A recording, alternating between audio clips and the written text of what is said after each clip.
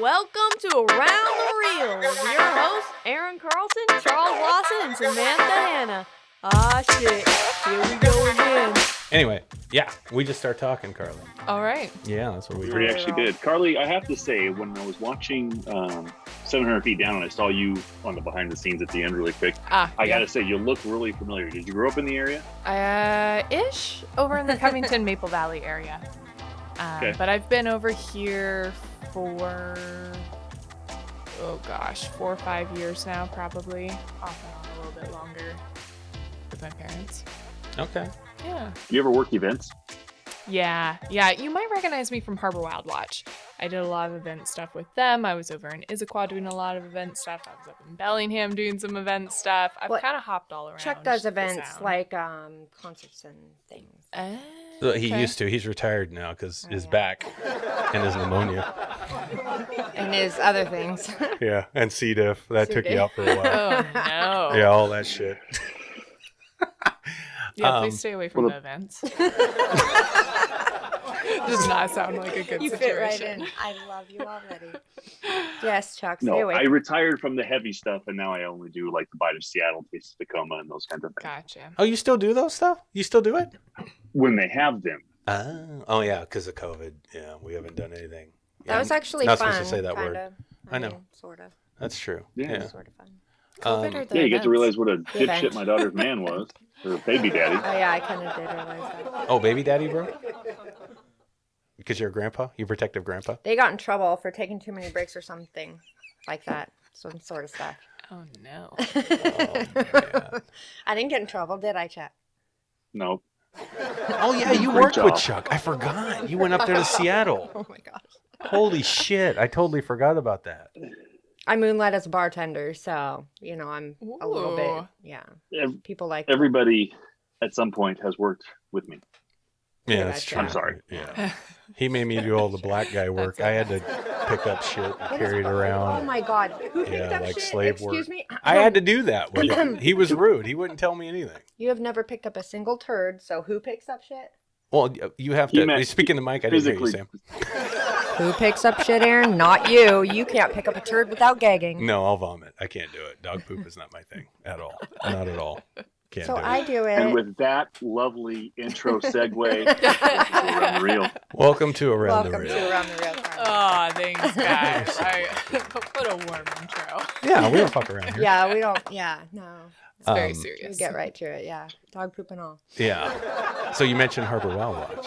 Yes. What a coincidence. That is a Yeah, a coincidence. lot of Yeah. people are familiar with it in this area. Yes. It's weird. And that's actually where I met Peter, who produced 700 Feet Down as well. Oh, no Okay. kidding. All right. Small world connections. That is small world Awesome. Yeah. I'm gonna put this out here real quick. Even though we have Carly Vester with us today, she's a filmmaker. We have Peter In the Bortel background. in the background here. He's watching over things, make sure we treat her well. Mm-hmm. He's not fucking around. But no, I have a venting session that I want to do sometime in this episode. Oh, boy. And I need, instead of a game show, let's just do a Instead of a venting show with Game- Aaron. Okay, venting is But I'm not not gonna do fun. it. Game shows are fun. No, this is a great venting session. Can we I take need a vote? I need to get this out. I thought we started a podcast so you can get shit off your chest. What I are you know. talking about? Yeah, I was going to wait till I keep later. leaning because, in like I'm talking to a no, microphone. because Thanks, Chuck. we had a great segue already right in the Harbor Wild Watch, and I don't want to throw off the guest. So no Do you have a games, vent we get about venting. Harbor Wild Watch? No. Or marine science? No. No, this is Okay. about I just. feel like we need to hear the vent now. There's a lot of That's the things. There's a lot of No. things in this area that are kind of Instead of a game, though, really. bothering me, and I tragic. just want to talk about it. But we'll talk about it in a little bit. How about Well, that? now I'm curious. I know that's it. So I'm go going to hold your ahead. Look what you attention. did. It's just like a film. I'm going to build the suspense. Okay. All right, Aaron, just get it out. Periodically Get it out. throughout the show, he's going to keep pointing out the fact that he wants to say something. I Yeah. know it's fine. It's Yeah. fine. It's if not you that can important. get a word in edgewise, you'll be lucky. Dude, I could probably do my own episode by myself on this subject matter. You think? Yeah, I probably Just could, on but any it's fine. subject matter? It's fine. Pretty much. By the way, Chuck is on remote here, everybody. Yes. So if he sounds a little different, it's because he's not in studio because he's got the plague. I don't have the plague. Close. For everyone's safety, until I found out a few hours ago that I only have pneumonia, Only. which is actually a thing. Only having Oh, pneumonia. no. Sure. In this day and age, yeah. It's only pneumonia. It's not COVID. Time. I chose to make sure I was doing the safe distance thing, and I decided to stay home in my studio and do it from here. So I'm looking out for everyone. Thank you so much, you darling child. I got fireproof underwear on. Got you all covered. Okay, we didn't need to know all that, but anyway. Yeah, we don't need to know that stuff. It's okay, though. But thank you for being here with us, buddy. Studio looks good over there. Yeah, hang in there. Looks good. Thanks. Yeah. I got the playpen. I So like when we're done, I can put my grandbaby to bed. It's great. It's great. Yeah. I think there's a fucking balloon in here somewhere. And that's what microfilm makers do. That's your studio. Yeah. All right, Carly, hi. All right. I have a feeling there's an event coming. No, this is good stuff. No, because Harbor Wild Watch. So we got the opportunity to have someone from Harbor Wild Watch in our documentary as well. Miss Stina. Stina Troy. Oh, Stina. Troy. Stina's a sweetheart. Oh, She's she was such a blast. bubbly, cute. She is. She's so adorable. She is. She also has a smile on her face always. I don't know how she does it. I don't it's either. like the passive smile, but also it's completely genuine. She should totally bottle that shit. Sell it. I would buy it. I would buy it too. She's cute. Fantastic. She is. The whole She's team awesome. over there, though, they're fantastic ladies, and the We work haven't they're met them doing all. is really great. It is. That's- Yes. Our kids knew about them. Yeah, they were. That sounds about right. Yeah, they sure did. When they came over and they were watching me cut this film, they were like, "Dad, you got Harbor Wild Watch in your movie, bro?" I'm like, yeah, they were here. He was like, "Oh, dude, that's dope." I'm like, so they know you guys. Yeah, the kids in the area definitely do. Yeah, they do. And you get recognized in public when you're wearing the shirt. I've had kids come up to me and be disappointed that I'm not Stina or Rachel because those are the two that actually go in the classrooms. And I'm like, hey, I'm just the communications person. What a cool thing they're doing, though. But it's cool. It's so really cool. cool. They're educating about the environment in It's amazing. low-income schools primarily. It's amazing. And it's making a difference. Those kids are super smart. Yeah. Any kid who has had Harbor Wild Watch in their classroom has learned some random tidbit of information that they will happily tell you. Okay. Oh, yes. Yeah, it's fun. Yeah, it's very cool. Very cool. You know what's sad is I never heard of them until we started this. I had no idea. But I grew up in Tacoma. We don't know shit. I had heard. Well, you're the underprivileged that they'd be talking to. Yeah. I mean, they do go into Tacoma schools as well, so I don't know. I don't even think it was around when You I was missed in the school. memo. It was a long Probably time not, ago. Aaron. That was No. Why not? Thanks, Sam. Thank you. Long time ago. Thanks, Chuck. I sure miss you guys together. It's nice. Yeah. Yeah, I missed you, Chuck. Yeah, I was Take it on finally Aaron bonding with with me. Sam until you showed up. Thanks. I'm sure you were bonding nice then. Glad I could interrupt. You're not interrupting. Don't worry about it. All right, so Carly, so you were down there at Harbor Wild Watch, and then Peter shows up, and he's like, "Hey, Carly, you want to make a movie?" Yeah, is that how it That's happened? pretty Really? much how it That happened. never worked. Literally? Okay, that's awesome. Well, I love that. Tell us a little bit about who you are and how you got into this film stuff, and then and then share with us how that all happened, because your film 700 Feet Down is great, but I got to tell you, the other film is even better. It's better. So I'll tease that a little bit. We're too. gonna talk a little bit about hopefully all of them, but go ahead, please. Take the Yeah, mic. definitely. So I returned to school in my late 20s, got my master's in environmental filmmaking because I knew I wanted to pursue filmmaking, and I knew I wanted to, no pun intended, make a splash with it. Like, I wanted to focus on environmental work. I wanted to focus on bigger picture things. And immediately afterwards, my internship at Harbor Wild Watch turned into a job at Harbor Wild Watch, which was super exciting. So I started making videos for them, doing some work for them with photography as well, and writing and handling communications generally for them. And Peter came on as a member of their board of directors, and I think saw one of the films. I'm glancing back to Peter. That's okay, yeah. I don't know which film he Dude, saw. he looks like the Godfather sitting back there. Look at him. I know he's no joke. Just a badass. He's like just over my Cool shoulder. guy in the corner.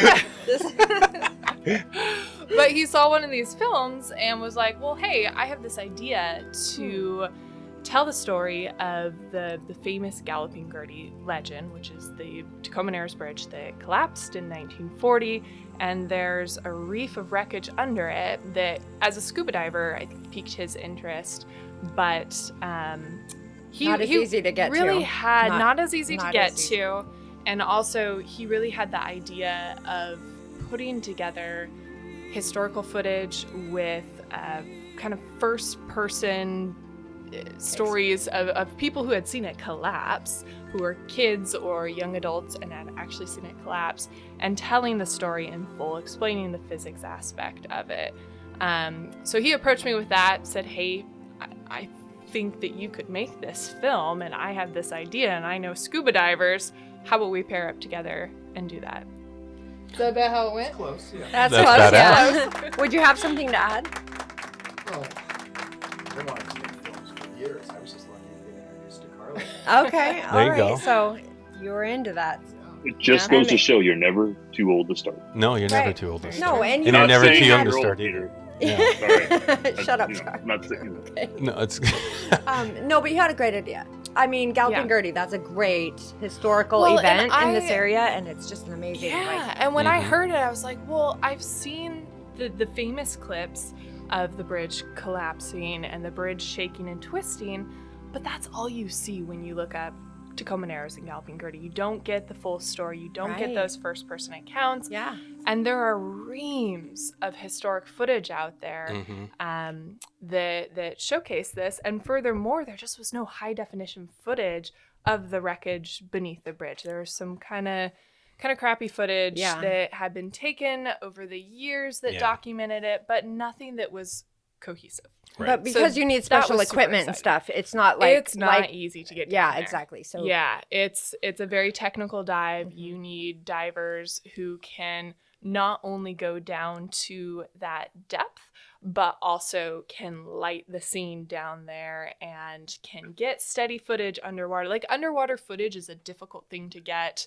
when you're in a shallow area. I probably could have got it. Oh, stop. No, I probably could have got it. Like, lighting. You wouldn't have gotten on the boat. He won't even. No, fuck that. He literally won't even stick his toes in the water. Dude, I could have done it. Don't let him fool you. No, I just never thought. It's like riding a motorcycle too. You know, like, do you want to ride? It's like, fuck yeah, I can. You never done that either. No, I haven't done it, but I can do it. I can do it. I can do it. I can do anything if I set my mind to it. Aaron, stop. I can't, Sam. I can't. The only Harley you ever had between your legs was in the dog. Okay. I'm so happy. How's your pneumonia doing? I missed you. I got myself. Yeah, keep coughing. No, it's amazing to see these divers actually go down there and explore that. I don't know how you film down there. I honestly couldn't do it. It's hard enough to frame a shot. Dive down there. No, I couldn't. I wouldn't do it. I wouldn't even do it. You saw me when I'm like, I'm going to stay right here on the beach, dude. You go ahead. Literally, gotcha. I'm filming them. Oh, they went in the water. I guess I can't film anything else there. Ooh, look at those nice trees. And I film those. This is Aaron. This is white people shit. It's white people shit. I'm not doing that. Peter, you know what I'm saying, right? That's white people. It's white people shit. Yeah, it is. I mean, it is, but Aaron. Dude, you've seen the only black guy that survived in the water was what? LL Cool J. That was it. That was Aaron, it. Deep Blue Sea. He was the only one. Aaron, you're the whitest black guy in the world. Yeah, so well, maybe I'd have a chance. Yeah, you could actually do it. Too, and this would, I think this would frighten you, Aaron, is the fact that remember when they dove down, when they came back up, they were miles from where they left the boat. Oh, God, no. I couldn't do it, dude. Yeah. No. You would. I was like, have you found the third guy? You haven't found the guy yet? What are you talking about? No, I would be just like, what was our movie, Sam, back in the day we loved so much? Open Water. They'd forget me. They'd forget me. I'd be floating out in the fucking water. Nope. Treacherous movie. Fuck that movie. That movie scared the hell out of me. Okay, anyway, sorry, Carly. This is our show. We did have a diver who was miles away from where he was supposed to be. Are you serious? That was the first dive. Yeah, they came up through decompression on their way up to the surface because they were so deep they needed to decompress when they came up. That's the very simplified version of that.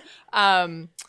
And the current through the Narrows is so swift that he broke away from the two. And again, this is why you need to know your shit when you're down there. You need to know what you're doing. Yeah. Because if separation does happen, what are you going to do to get yourself in a safe place and back up to the surface? And so we had our two divers come up and we went, where's John? Why isn't John with you? And we spent a little bit of time trying to find him and eventually just spotted him on shore. Everyone was so calm. That's what I don't understand. I was like, we're missing a diver. There's a diver who's missing. Peter was very calm. And the captain was very calm. The other divers were very calm. And I think that is a testament to the training for diving, right? Yeah. And like knowing what to do in the situation, and other divers knowing the difference between a professional and me. Not, yeah, exactly. I'd be freaking out. I'd be like, some ate him. Yeah, well, they ate him. The irony of this film is that I'm not a diver. And all the dive footage was taken by 3 different divers. You know, I had Peter on board, and he can definitely speak toward any dive technicality or aspects. For sure. I still don't have my dive certificate. No, it's okay. It's fine. It's okay. And it's don't feel bad. Just a funny fact that always comes up with this film where I'm like, yeah, I was on the boat. I was squished in a corner. I was trying to film different things. I did the land shots. Yeah. But our divers did a phenomenal job with gathering that footage. They absolutely How about making an underwater movie not being a diver, though? Because same. I feel you on that You one. learn a lot. You learn a tremendous amount. Yeah. It's crazy. And it's nothing but respect there for those guys that go down there. Or everybody that goes down there. I mean, that's fucking crazy. Yeah, absolutely. Excuse me, ladies, but the balls you have to go underwater like that. Well, going down there is one thing. If I had balls like that, I couldn't go under. I'd be floating. You know, I would just keep floating. They'd be like, Aaron just can't go down. His balls are too big. It's just... Okay, sorry. I can give them back to you if you want. They're in my purse. I love the fact that they didn't find him and they didn't show that they found him at the end. They're rolling the credits and they're looking for the diver. I know. Come back up yet. And they ended without saying, "Oh, he's right there." Right. Just left her hanging. 700 feet down. Part 2. I love it though. Yeah. Where's John? I love that. I love that. Though. Finding John. The cliffhanger. It's awesome. So, Carly, what's the process like doing a documentary for you? Because it's a tricky thing. This is the first time we made one, and we spoke to another documentarist last week. Yeah, I think it was last week. And that episode's not out yet, guys. But it probably is now. Because we're gonna do this probably after hers. I'm sorry. This one comes out. That yeah, exactly. I know Chuck likes saying this. Documentary, maybe not the video yet, but the documentary will be Yeah. Anyway, documentaries are crazy to figure out. Yeah. In post, I said this on the other show where it's kind of like Sam had this idea and she had it all blocked out in different parts, and she had her interviewees all lined up in certain categories that she wanted them in and the topics she wanted to cover. And she gives me this outline, and I'm like, we did all these interviews. And now I'm like, I don't know if we got this. I have no idea what we got. Like, I have no clue. I don't think we have enough. Yeah, I'm like, do we even have a movie? I don't even know. And then you start cutting this. So you're the editor, correct? I am. Okay. I'm the editor, colorist, sound mixer. I'm a little bit of a one-woman show with the exception of scuba footage. So a queen of all trades. I try. Yeah. No, I get it. It is, it's funny because I'm working on my first narrative series right now, script, cast, etc. And that feels super scary and intimidating to me, where I'm like, I have no clue. I had to put together a shot list, and I was like, this is so different from documentary filmmaking. Yeah. Out of your element that's a little bit. Yeah. That's an excellent point. It's funny. Whatever you start on is what you're comfortable with. That's that comfort zone. That's all it is, right? Yeah. Because we never did a doc before, but we've done narratives for 20 years. So it's natural to you. Yeah, it's easy. Totally. That's nothing. You get a script, you can do shot lists, you see it in your head, you figure it out, you block stuff out, no problem. Yeah, and I'm like, so Aaron this shot list is so long. Why do I have to have all these different angles for the dialogue? I'm with you on that. I got you. Yeah. But there's some tricks to it. But documentaries were scary to me. Yeah. Which is understandable because my analogy is always it's a puzzle. How are you going to put together this series of interviews that you got and make a story out of it? And I credit my background in journalism before this and before deciding to go back to school with that a little bit. And also, my advice to anyone who wants to get into documentaries is just stay curious, ask all the questions. Yeah. Most of my interviews are several hours long. I'm chatty. But I also have lots and lots of questions and ask lots and lots of questions. Sure. And then you get back to it and you start splicing it up and you start seeing maybe what someone said that was similar to what someone else said, and trying to figure out what your story arc is. And that beginning segment, how to start the film, is always the hardest because it's not like narrative. That beginning opener scene or pilot episode or whatever. You're like, okay, how do I set the stage? How do I pull people in? And then it's a puzzle. It's a puzzle of just putting those things together. So I usually just start with my interviews. I listen to my interviews all the way through. I pull a script basically of my interviews, so I have a visual version of what everybody said. So if I'm looking for particular points or you go all out, I'm so lazy. Reference back. I mean, I've learned over the years that it's tough if you don't have all your elements in place, but it's a helpful tool. That would be helpful. And then I just lay out the audio bits and try to make a story out of the audio. So the first draft is talking heads for an hour. And then that sometimes gets trimmed down further, et cetera, et cetera. And then you start going through the B-roll, so hours and hours of B-roll to put on top of it. Do you want to see a talking head in this part? Do you want to see some cinematic footage? Does that fit in? Letting it breathe and putting in pauses is another thing. If someone says something a little funky, I'll kind of splice up the audio sometimes and edit that a little bit. And then there's the gray area of like crafting what someone says to a degree. That's journalism, right? And that's why a lot of people have fuss with journalists. Right. Yeah, so they weren't as cool as you made them seem to be.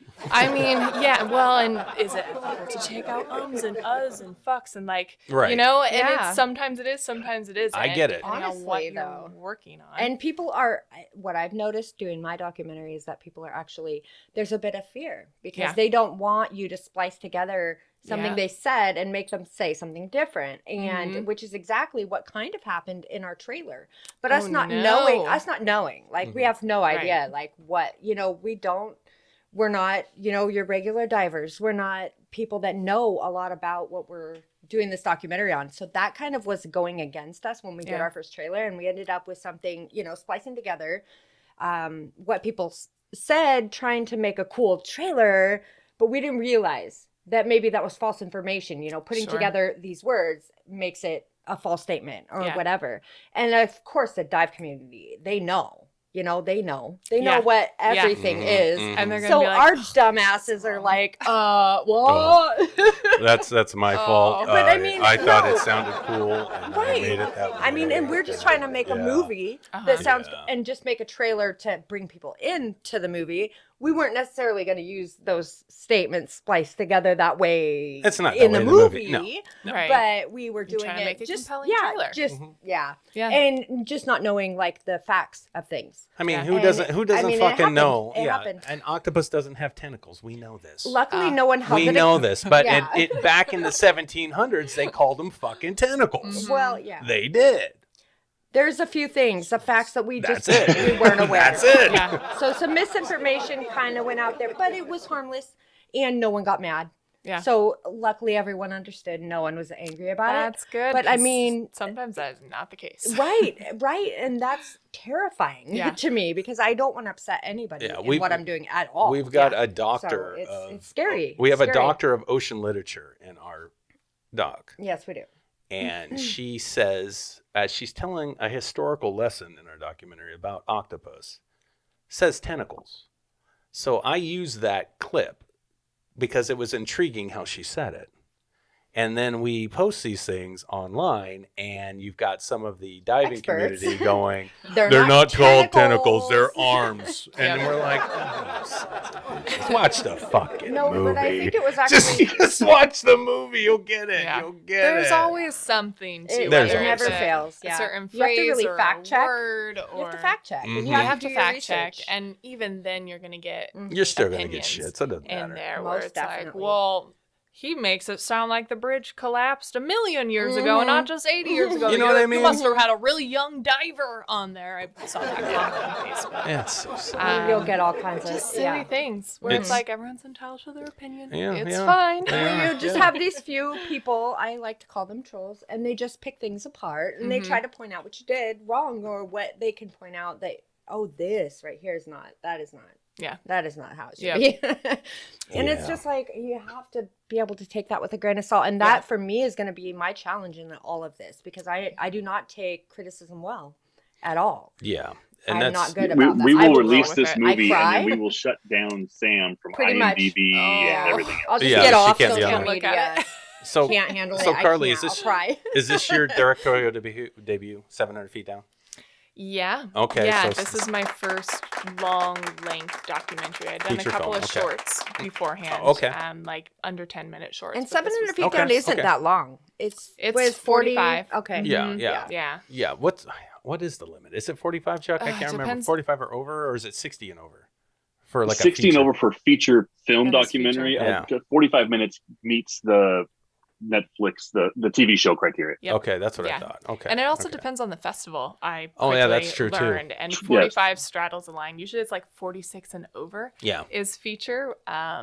I had to write a couple of festivals and be like, hey, this is 45 minutes and 30 seconds. Yeah. Your criteria is 46. Are we a short or are we a feature? That's right. Yeah. And that's including credits, motherfucker. How you like that? No kidding. Interesting. Just got to add some black time to the end of the credit. Right. Just keep it rolling. Have it go a little bit 46 longer. minutes. We're a feature. Yep. There we go. Boom. Done. We kind of don't really do the film festival circuit, so we're kind of out of, we don't really do it. Love the film festival circuit. I am a huge fan. What do you love about it? Yeah, that's a great question. That is a great question. It's kind of a two-parter for me. I gain a lot of inspiration and always feel really refreshed after I go to one, especially watching different documentaries and just what's out there, how people are editing things, the stories that are being told.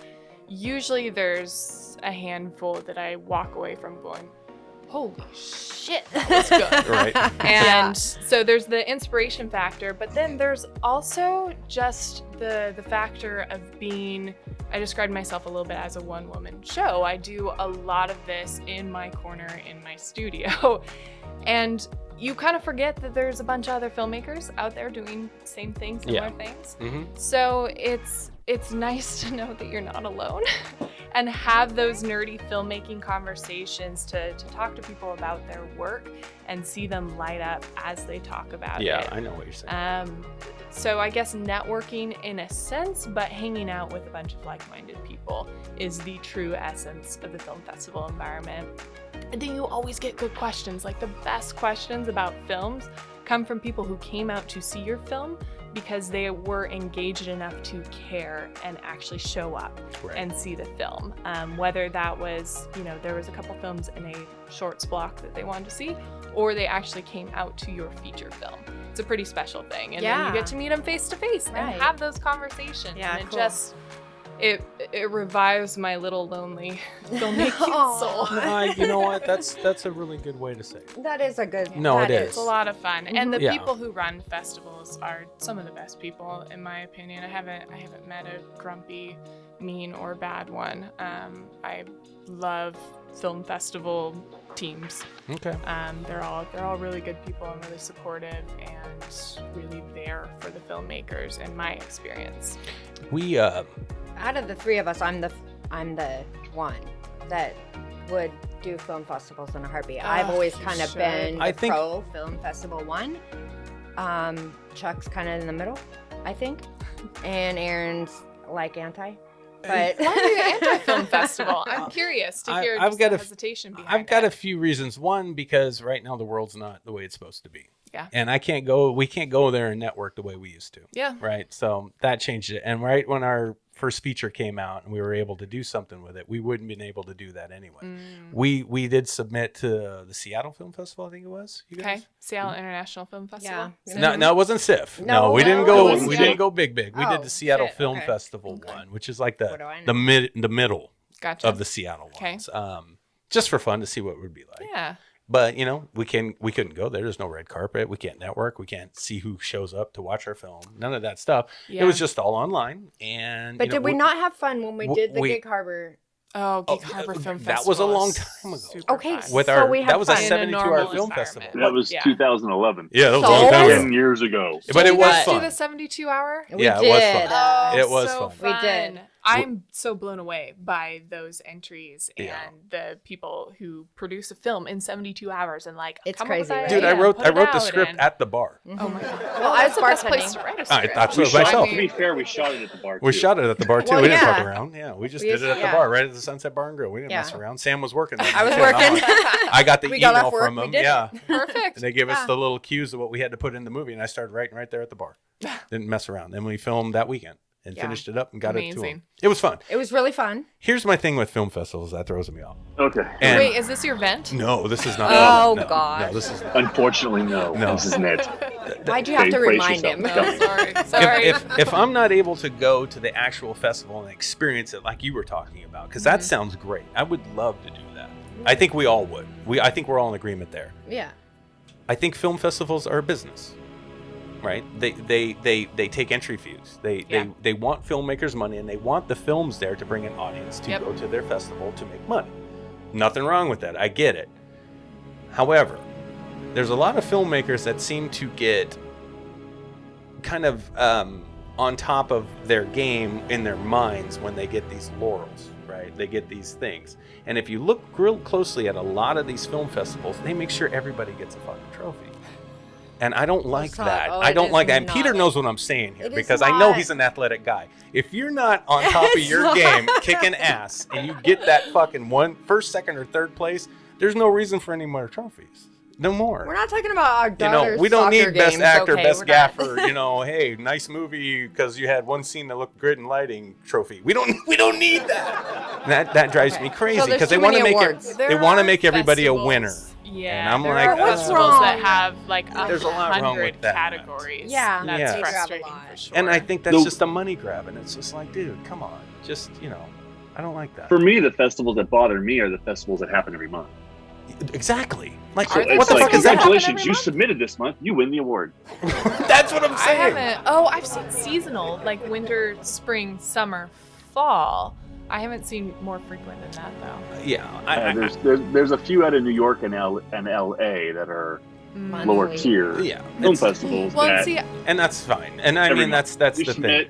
They rate them. Yeah, right. I probably look at different film festivals than you guys would too, with documentary films versus narrative films, or at least categories, because not all festivals have a documentary category. There's so many festivals dedicated to different topics, things, pretty much whatever you're interested in, there's a film festival for it. And then you whittle that down further to just narrative films or documentary films. So I do agree, there's definitely some that have hundreds of categories. And I'm sure you guys, that doesn't entirely surprise me that you kind of see the worst of the worst. Well, you know what? It's just me, really. I know Chuck is open to really it. Aaron. I know Sam is. Aaron's the asshole. I believe it's about being an asshole, dude. It's just about me thinking about, would I rather hold my film or the film we've made as a company, and our goal is to make a business. Do we want to go into festivals and network? Yes.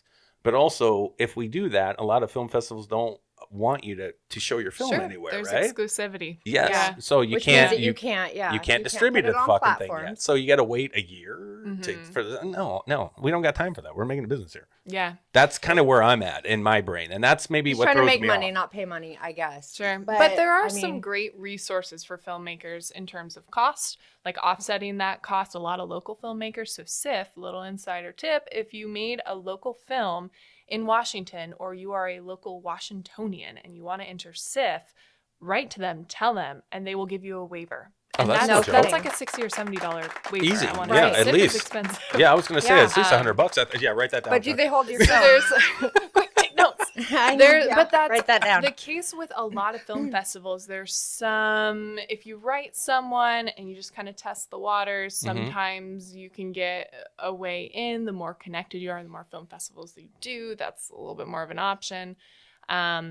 But if there are financial constraints, usually you can talk to someone and at least ask if there's a percentage off if you're a local, or you just have financial restrictions and you really want to be a part of the festival, blah, blah, blah. I don't want you talking anymore because you're going to talk to them and they're doing a fucking festival. We can't release our movie in January. That's bullshit. Not only is Carly talented, but Carly has balls. Which is something she'd be floating on the water better than me, probably. Anyway, I'd sink to the bottom. But no, that's honestly, to actually just reach out like that. I mean, I don't have those kind of balls. You're growing them. I wouldn't have done it if someone else hadn't told me to do it, though. Like that is just advice that I received when I started going through the film festival circuit and going, I don't have a lot of money to do this. And I still do that to this day, particularly with local film festivals saying, hey, I'm a local filmmaker. Do you offer any sort of waiver codes for Do you feel like That's awesome. feel like that experience helps your film, though? That's what I'm curious of. Now, it helps you in the way of you. Yes, you meet people, and you definitely get a collaboration going on of people that you want, that you know, and all that. But does it help your film? Do you think? I mean, in your opinion, I guess it depends on what way you looked at that. It gets people out to see the film, and you get real life in-person reactions. Yeah. So sometimes you realize jokes fall short, or sometimes you're like, wow, that I wasn't meaning to be really funny in that part, but I guess it was. They liked it. Funny. When you have a more emotional piece, and in particular with this next film we're working on, I'm really excited to have those in-person discussions. Oh my gosh, you should. And maybe some emotions running, and actually get that in person. So I think as a filmmaker, actually getting that emotional output, it's probably like an actor who's on stage versus in a movie. It's why I think some actors that I know say that they thrive more on stage than they do in films, because they get that feedback loop, right? Yeah. So yes, in that way, but like if you receive any amount of feedback on the film, you're probably at the point where you're not going to change the film. It's out. It's been entered at the film festival. So like in terms of critique, not really. No. You know what? That's a good point though, because I've had conversations with a couple of filmmakers that actually and use. I have something for you, Carly, after he's done with his point. Yeah, but just they use the film festival circuit for that. You know, they're able to get word of mouth buzz going. And they get the feedback, and then they can go back into that film and make those corrections or do those things that a majority of the audience is saying that should be done before they distribute it to help the film. Later. And that's not a bad idea. Yeah. Right. It's actually like you're paying for, hey, you guys want to check out my movie to tell me what feedback. And get the feedback. Well, I mean, that's not a bad networking tool. I mean, that's what networking is. That's what it makes sense. Yeah. I think if you're at that point with your film, my experience has been like, I'm done with this film. I'm ready to put it out in the world. Yep. I don't want to make any changes. And with 700 Feet Down, we were entering into the film festival circuit while working on distribution at the same time, because distribution takes so long. So nothing was, I mean, unless there was something extremely critical that someone pointed out, maybe we said tentacle. I don't know. We didn't. I mean, honestly, like, whatever. We can change that. Did you actually make the mistake? I don't think we have a lot of octopus footage, and I don't think we were ballsy enough to say tentacle. No. So. We got a history fucking doctor in ours. We don't fuck around. You wait. You'll see it. You'll wait. Anyway, no, that's a can't wait to show it to you. But so you guys did the festivals while you were working on distribution. You didn't have to wait, or you didn't have to delay one or the other. Right. Yeah, and again, I think this is where documentary and narrative film festivals, or maybe the categories are different, because there were maybe one or two that we entered that really had that exclusivity, like, we don't want your film if it's been shown anywhere else in the Pacific Northwest, or if it's been distributed at large, et cetera, et cetera. Some of the larger film festivals require that. Yeah. The ones that I would consider going do that. Right. The littler ones, not so much. Yeah. Yeah. But distributors do the same. Well, honestly, it depends on where you're distributing your film. Same thing. If you go to Film Hub, and you just load your movie on there and you pass QC, that distributor will distribute your film and sell it in packages to other distributors. I mean, look what happened to Outrider.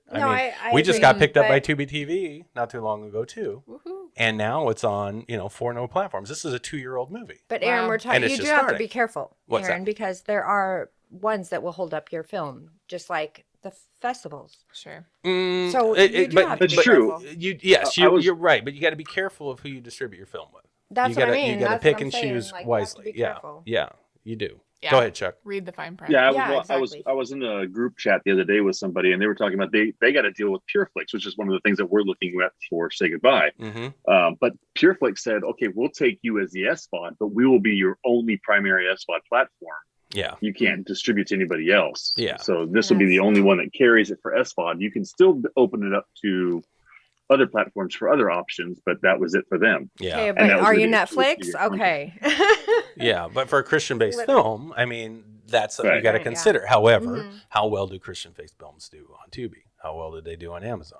Well, you have to do your research. But how well do they do on PureFlix? You have to do your research. Right. You got to look it up. You got to figure it out. No different than picking film festivals. Yep. Yeah. Yeah. You got to be knowledgeable about. And that's why for us, yeah. it's tricky no matter what we do, because we have dabbled in so many different areas. Mm-hmm. This being a documentary, Chuck's being a faith-based. Yeah.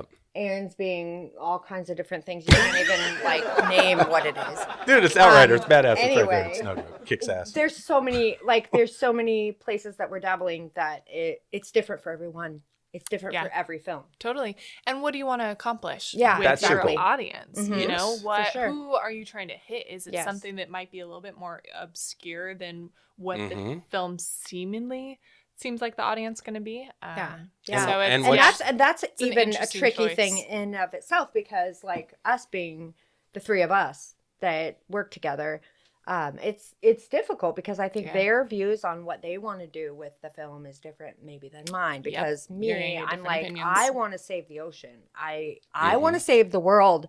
And if I could save the ocean or save a little bit of it, even like a square, I'm good. They're like, save a fish. You know, she wants to save Nemo. So and there's make money. There's the make money, and then there's all kinds of and entertain and have fun. And there's a lot of different variables you there think is. about. There is. And expressing yourself too. Mm-hmm. Like, I want people to share my story. And to a small degree, showing people what we can do so that people want to hire us to also work for them so we can make money in multiple ways. Yep. Yes. Right. So there are all that was a big conversation I had with Sam last weekend. So not only are you a filmmaker, but you're a marketer, entrepreneur, business person. And that comes down to like exactly what, exactly. Like what kind of filmmaker are you? What do you want to do?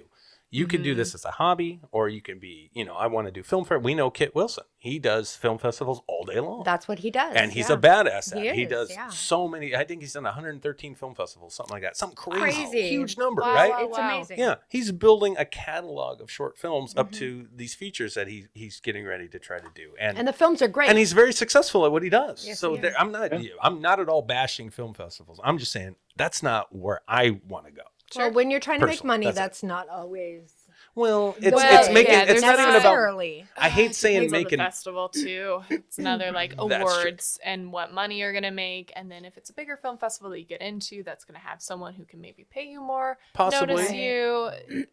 It's the contacts you can make from the festival. Unfortunately, it's not when Kevin Smith and Robert Rodriguez was around. That's the thing. When they were around, you could go to fucking Sundance and then you could get a major deal. It's different now. Everybody can make a fucking movie with a phone. Yeah. There's too many filmmakers. There's too many options. There's too much technology. There's too many talented ones. They're so talented. Yeah, they are. There's a lot of people out there that can do what we do. No problem if they understood what they were doing. It's right there in front of them. Yeah, I can make a movie on an iPhone and kick ass. I mean, we just made one on a GoPro and it's kicking ass on YouTube. But is that not our point? Is that not our point about collaboration? Because we all need each other. We can all contribute something. Honestly, that is it. Because not all of us can do on our own some amazing freaking thing, but together we can. Well, you need a team. That's even like Carly said. Absolutely. I mean, she wasn't going in that water. she ain't certified yet, but she had divers going down there. Peter got her back. She was on the boat. Yeah, she was on the boat. Yeah, I wouldn't have been on the boat. Yeah, unless it's a cruise ship, I ain't getting on the boat. No. I'd have been on the boat. Yeah, if I can get a margarita, they got margaritas on there? Not that far. They had beer on there. Oh, they had beer on the boat? Not for the captain. Oh, Aaron would have been there then. I might have been there. And not for the divers. Afterwards. See, he wouldn't have been one of the divers. Celebratory drink. No, I would have been the first one to die too if something happened. I would totally John dive got two because he was the last one found. I'd been holding onto the cart. I'd been holding onto the wood. Sam would have been floating next to me. No, I would have been diving. I want to dive. I'll leave you behind. Wait, I'm sorry. Aaron, did you just say you'd be on the door and let Sam be floating? Yeah, she'd be floating. Yeah, she'd be floating next to me. Sure. He said it. You'd be laying and I'd be like, Sam, I'll never let go. It's okay. Hence his asshole, but anyway. Nope. Yeah, this is not the Titanic now. Nope. And I have no problem whistling for help either. No problem. I don't care how cold it was. I'd whistle my ass off. I wouldn't fucking I don't know, Aaron. I might not put it past you. You were like in the boat. Like, bye, Aaron. Yeah, no shit. He'd save his own ass. Well, 700 feet. No, I'll send it back. I swear, I'll send it back. Mm-hmm. No, we're good. Go ahead. I promise, honey. I promise. So 700 feet down is actually a very fascinating documentary. It is. Carly, you did a great job. Very with cool. It. Very cool. But here's the thing that I love. I absolutely love this. as much as I like 700 Feet Down, we all did. But can we? Yeah. We moved to the new film that we were able to see. Guys got an exclusive Yes, screener. we did. And I'm gonna tell you something about like filmmakers. Like when you know that they ain't fucking around. Carly, you're not fucking around. The next film elevates all of that. You elevated yourself as a filmmaker. You really did. From the storytelling portion, the editing, the coloring, everything. And do not, because 700 Feet Down was great. But I mean, still, but that's the point. That's the point. Yeah, I can say I love the Outrider forever, but the GPO that we just made kicks the shit out of that. Yeah. Well, I go back to the con. Yeah, look at the con. That's shit, right? It's shit. I'm just saying, it's not hating on the other film. It's just saying you as a filmmaker are improving. Drastically. Drastically. Isn't that funny though, where you can look back on your films and be like, what was honestly I though thinking? Right. And I'm really not to that point with 700 Feet Down. I'm still it's still super great. proud Oh no, you should No, be. it's You should be great. very proud of that be. film. But Absolutely. I do see that with the next film. Yes. It's called Stand Up. I can tease that. Yes, please. Yeah, you can. And yeah, no, it just I think everything from our planning process with it in advance, because we had to do a lot of pre-planning to make sure we were where we needed to be. Okay. It follows a 70-mile race across the Puget Sound over the course of 48 hours, and our ladies took 43 hours of those 48 hours to do it. So we were with them from 3:30 in the morning, I think, to about 8 or 9 o'clock at night during that time frame. And then there was just a lot of prep work that went into it, the training that goes into athletic endeavor like that. They got very, very personal with me very, very quick. They let me be a fly on the wall to their everyday lives, which has now grown into a friendship and turned into a couple of surf trips afterwards to gather that footage to better tell their story. And yeah, continues to grow. Both of them are fantastic ladies. Both are local, and I enjoy surfing with them, and I'm hopefully going to be doing a little bit of other video photo work. We'll see with them. I can't say much about that right now. No, that's okay. Separate aside. That's okay. Yeah, no, it is funny to look back on your previous work and be like, wow, okay, I grew from this, and here's kind of what I took and what I learned from past experiences, what I'm applying to now. And it's kind of nice to look forward to and be like, wow, my next film is probably going to be even better, because you just keep growing and learning as a filmmaker. That's exactly. Absolutely. Yeah. Right. Yeah. That is true. That is so true. That's what I wanted to point out. Yeah. And it's just it's a wonderful thing to see. I absolutely adore it. It's amazing. I watched 700 Feet Down, and I'm like, Peter, love it. It's absolutely great. It's great. And then It's he's like, wonderful. hey, dude, you want to watch this one real quick? Give me your thoughts. And then I watch it, and I'm like, holy fucking shit. This is fucking dope. We all did. We all did. It's fantastic. So and good. I'm not giving anything away. I ain't saying a word about it, but I'm telling you. I want to just say one thing. Okay. You Don't couldn't spoil have me. picked better people to Yes, yes. actually. You couldn't have picked better people to follow, because they're charismatic. They have great chemistry. They're amazing women. You did a great job on that. Well, and that Peter definitely gets. Peter knew Janine, one of the gals, and originally the film was going to be something entirely different. Interesting. It was going to follow a series of different races that were similar to this one, talking about water sports, bringing communities together, and fundraising. Yeah, and Janine is just a badass. She's oh my God, are you kidding? A runner, a swimmer, a sailor. She does everything. A biker. She's an Iron Woman for sure. Yeah, but she came to us and said, "Hey, I don't really want to do this paddle by myself, and I have a friend who I think might be interested. Is that okay with you guys?"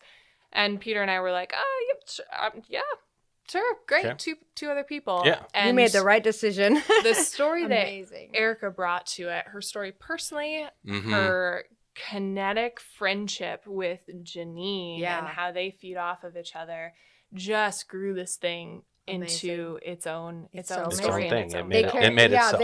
Absolutely. Yeah. We couldn't have planned that. No, I get it. No. It just was one of those beautiful things that happens in documentaries. Yeah. Where I'm going to say right now, you captured something in that documentary that I was talking to Sam this earlier today, and I shared and reminded her that we both just watched the documentary. I reminded her of that aspect from the documentary, and it was like, yes, that's what we do together as a group too. And it was just like seeing that get caught and just with their stories, it's an just energy. Emotional. Yeah, absolutely. Yeah, an inspiration.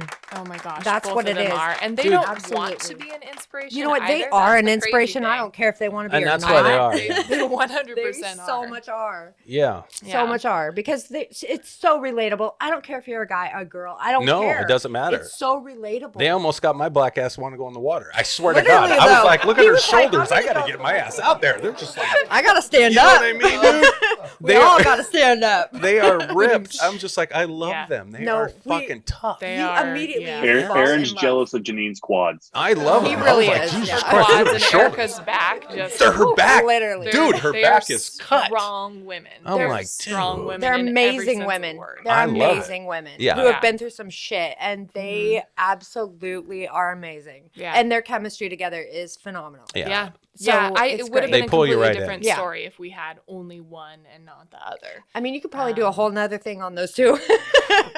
Probably with all the different activities that they're doing. Yeah. I love them. Love them. You fall in love with them immediately. Yeah. So good job on Well, and that's good to know that Aaron and Chuck, it resonated with you guys, because that was a constant question that I think Peter and I had. And my husband has kind of assistant directed this and worked with me. He was my second shooter, and he was for 700 Feet Down, but in a much larger capacity for stand up. And he's worked with me through the editing process, seen way too many drafts at this point. And the constant question I've asked is like, does this resonate, and does this push you away as a male? As a man, and like, right. Does it stir emotion in you? Am I getting my point across? Here's the point that I'm thinking. And so he was really a big part of that, and then Peter as well. But I think when you're in these stories, you are so emotionally invested that it's hard to truly know if you're making that impact. Honestly. Yep, and so getting that feedback, right. But sharing screener with other people. And I haven't gotten a lot yet, so I might be sharing a screener with you to get some feedback. I'll happily take it. I haven't got, I just some close personal feedback, but not. Dude, trust me, it's badass. I can't wait. So you guys might be receiving something soon to send it over. Give me, All right. Oh, Peter, yeah. Thanks for showing up, buddy. Thank you, buddy. Thank you so much for Peter. sitting in. All right, bro. Bye, Peter. No, but Carly, seriously, for what you just said, I love non-disclosure agreements. So if you are ever wondering what a male's aspect would be, send it to us, and I'll be happy to watch and look at it. We don't really count, though, Chuck. We don't count. I know, like that's the tricky part here, because Aaron, I was just gonna say we're kind of girly guys. Yeah, you guys are kind of girly guys. Speak for yourself, bitch. Oh, no, fuck you. You're kind of girly too, Chuck. Whatever. Yeah, keep coughing, motherfucker. Faith-based movie, anyway. Yeah, no, we're kind of girly in that way because I'm girly because I made a faith-based movie. Well, no, but I mean, you're girly for other reasons. My voice just goes so deep. Is it because I just coughed? Yeah, because you were like trying hard. Like I'm trying hard. Is it because I made a faith-based movie? Here's the thing. It's kind of like this. To me, a hero is a hero, and those women are heroes, right? Yes, they are. So, I like that a lot. That's how I felt when I watched it, and I don't care if the protagonist is a male or female. It doesn't matter to me. Like Mila Jovovich is like one of my favorite fucking action heroes. She's a badass. She don't fuck around, right? She kicks fucking ass. Yeah. Any action movie, if she's in it, I'm watching. I don't give a shit. But yeah, it's one of those where it's kind of like these ladies. They are fucking heroes. Yeah, and a hero is a hero. They really sucked like me right in. Absolutely. They pulled me right in. As a guy, I'm like, these chicks. I'll say it right. I'll say it like I said it. I was like, these bitches are no joke. They be fucking around. That's how I felt watching it. And I'm excited. I get goosebumps thinking about it. It's really good, Carly. And Chuck, another male? Awesome. Yes. Yes. Yeah, your input? Yeah. There, Mr. Oh, yeah. My input? Oh, okay. Oh, shit. Here it comes. I started the whole thing. I mean, this whole thing was amazing. I mean, but before halfway through the movie, you had my emotional hook. Did you cry, Chuck? Did you cry? What they were going through. Please tell me you cried. Almost. I didn't cry. I almost did. That's good. I almost did too. I cried my ass off. If I could have sat down and watched it in one full sitting, I probably would have. But I had to watch it in sections throughout the day. Mm-hmm. Yeah, that matters. It takes you a little bit so away. It does. Yeah. But no, the people in the story, all the people in the story, even from the ladies who you are following the whole time, even the guy in the back groups, yelling the stuff, and everything. And David, who's David, and why was he following these ladies? I mean, come on, David, that's a little off key. Why are you slowly paddling behind them? Well, wouldn't you? I mean, like, did you see the abs? Yeah, he saw the shoulders. I was like, hey, can I paddle on now? No, he was. We joke that he was their chaperone. He because so many people dropped out of the race at that point. No kidding. Which is a little bit of a spoiler, but like they were up against a small craft advisory in the Puget Sound. Right. They were paddling these 70 miles. So which is a storm. It's crazy. You're not supposed to be out. No. And David was by himself. Boat, and he was by himself. And David's story is kind of cool. He's from Bend, Oregon. He kayaks, and I think this might have been one of his longer races that he did. But he was a loner, and he happened to be paddling in the same area that these women were. And that is the beauty of this race, is it's not really a race. It's not a competition in the true sense of the word. Right. You're not doing it to. It's just, can we make it through this? Yeah. Right? It's an experience. You're competing with yourself to just get it done. Exactly. As opposed to, you're not trying to beat anybody. It's just like, forgive me for a second, but that's what my wife goes through when she does her CrossFit competitions. She's competing to beat her best time. Her best time that she does. Yeah. So you're showing up for yourself and only yourself. Otherwise, you're not going to do something. It's a personal challenge to see if you can make it. Yeah. That's exactly and the story behind what they were doing, what they were representing for every different group inside the race. And the ladies themselves specifically was just, that's what got me. Yeah. It's a hell of a segue in that story. That's what's really cool. I wouldn't expect it to go where it went, Carly. You know what I mean? And that's what I think kind of what you probably were surprised about when you made it, where it went. Yeah. I bet. Yeah, I knew both women had stories. So we talk about hard things. We talk about mental and physical health and the powerful combo of those. Anytime you talk about mental health, there's taboos. Oh, God. You're not lying. Yeah. Right? But then we go deeper and we talk about domestic violence and sexual assault and female marginalization. And those conversations were so raw. I cried in both of my interviews with the ladies. I cried while editing it. Yeah. There were just sections that for me were so emotionally exhausting to edit and go through. But at the same time, I mean, the overall message that at the end we talk a little bit about stats, that it's not just sexual assault isn't something that just affects women, it affects men as well. There are stats for boys and men, and it's not a female male issue, it's a human issue. And so we really dive into that a little bit, but then it's like, these women are doing a race. How do you carry race footage through while talking about mental health, while talking about sexual assault? It's phenomenal how you tied it all together. It's a hell of a puzzle. And their personalities make it happen. I think there's a little bit of humor here and there. You get to watch their journey, and they're charismatic women, very much so, and and their journeys and their stories. It's all amazing. Yeah. Without giving too much away, this is amazing what you have. Like it's actually really special, Carly. Yeah. It really is. It really is. It really is. You made that makes me really happy. No, dude, I'm telling you. We're telling you. It's been kind of my baby over the last 6 or 7 months, and we're coming up on releasing it into the new year. I was just color grading it before I came here, actually, just trying to finish her up. But I'm excited as a female filmmaker to put it out there too. That's something that I want to have discussions about, because as a person who goes to film festivals a lot, you don't see a lot of other female filmmakers, and you don't get to have those kinds of discussions with them. So not only am I representing as that with this film, but I'm also representing in difficult topics that I feel need to be discussed, that I am comfortable discussing and happy to discuss, and hopefully can kind of push other people to talk about too with it. Carly's a fucking badass. Carly, you are a badass, and I think this is going to just like throw you into the mix more than you have ever dreamed. Yeah, be ready. I really do. Yeah, be ready because this is gonna skyrocket you. Honestly, I was absolutely amazed by what you made. Thank you. Amazed. Thank you guys. Like I'm so in awe of you and your ability and the growth just quickly. It's amazing. It's amazing. Good for you. It's a hell of a... You got something special here. Oh, something so special. Like really. I mean, yeah.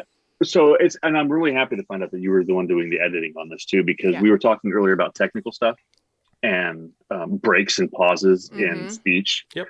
And there's the interview that you do with Janine. Yeah. Where she is going on about something and then she stops and then you have a couple of B-roll footage that rolls through and then you come back to her and she finishes. Yeah. And Carly, that was perfect. It was so good. That is the part that got me. I was just like, honestly, Carly. you grew so many leaps and bounds. And honestly, there is nothing I can say bad about 700 Feet Down, but your growth from that one to stand up is just phenomenal. And girl, you the world is open for you. Like you can do amazing things. You are gonna do amazing things, and you're amazing, girl. Yeah. Aww, you should be super excited. Like that's super true. Yeah, it is interesting.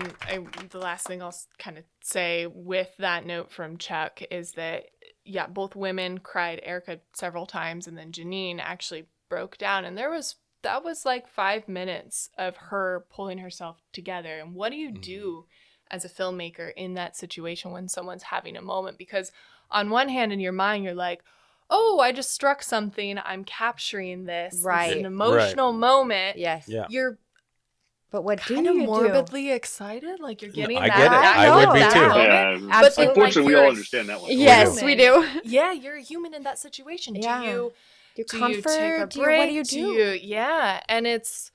And with journalism, I was told you're going to get really good at nodding because the amount of times you have to edit out your sure, the sound and the noises that you make. But then when someone gets emotional, you just sit there and shut up. Right. And be quiet and just, I ended up talking with her as she pulled herself together and, reassuring her that it was fine, take all the time you need, et cetera, but mostly like you let them have that moment and you let that moment be in the film. And that, how do you edit that is the next question, right? Do you let it breathe? Do you show the person crying the whole time? Do you cut away? Right. All of those decisions, I think, make a emotional impact in a film, but also you learn just how to deal with those situations. Yeah, because they're rough, I'm sure. I mean, and uncomfortable. They've got to be uncomfortable. They're uncomfortable. And you don't know, like, what do you do? Yeah. Honestly. And I mean, that was the point that, like, I started crying too. Right. As I was talking with her. And you. Yeah. What do you do? But you know what, girl? You did it. Whatever it is that you needed to do, you did it. Yeah. Your heart. Got it. Your heart and soul was into what you were creating anyway. Yeah. So for you not to be there wouldn't have been right. Yeah. So you had to be there emotionally. For her. Yeah. And that's why it's so good.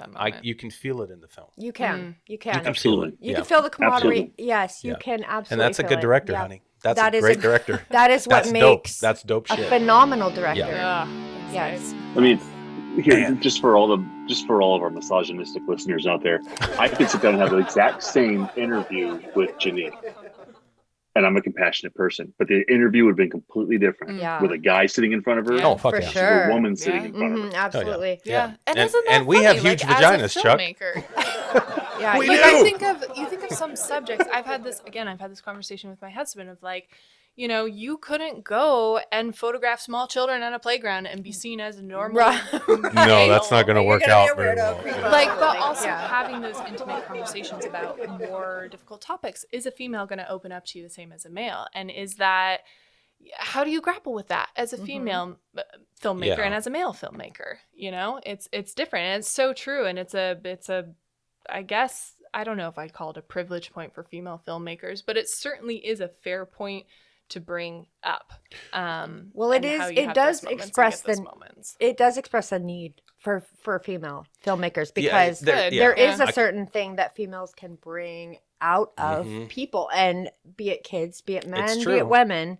There's a certain thing that females can bring out of people. Sure. In general, we have a nurturing ability to just to understand and to have just empathy for people and understand what they're going through and bring that out of them. Yep. So the emotion, definitely, obviously, it was because you're female. Yeah. And she definitely felt comfortable around you, expressing that emotion. Yeah. And that's what's key, I think. It is and key.